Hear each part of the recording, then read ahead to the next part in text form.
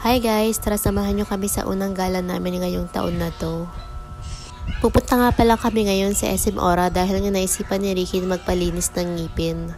Gagamitin niya kasi yung health card niya at meron ng accredited na clinic dito sa SM Aura.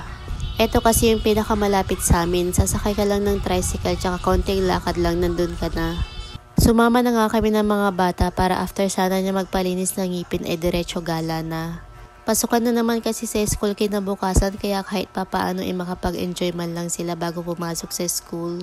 At pagkarating nga namin dun sa clinic sarado na pala sila, hanggang 1 PM lang pala sila ngayon. Kaya sabi ni Ricky sa susunod na day off na lang daw siya ulit babalik. Dito na nga lang kami dumiretso sa palaruan para makapaglaro itong dalawang batang ito. After nga nilang maglaro ay dumiretso muna kami sa may supermarket para bumili ng mga makakain. Dito kasi kami tatambay sa may Sky Garden at hindi na masyadong mainit. At ito nga yung mga pinamili namin.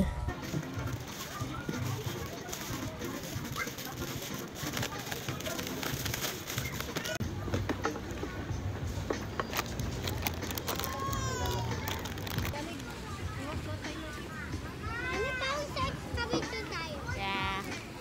Excavator? Maganda yung...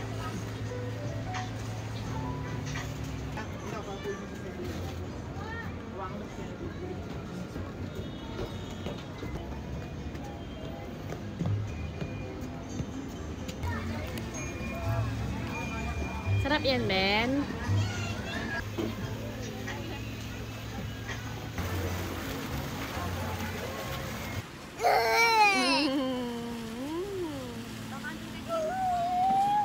Alas 6 na nga ng gabi at dumaan muna kami saglit sa may chapel. At maya-maya nga nagutom na rin kami kaya kakain muna kami dito sa Jollibee bago umuwi. Thank you, Jollibot. Bye-bye. Bye-bye, Jollibot. Walang price. Ben. At ayan, pauwi na kami. Yan lang for today's video. Bye!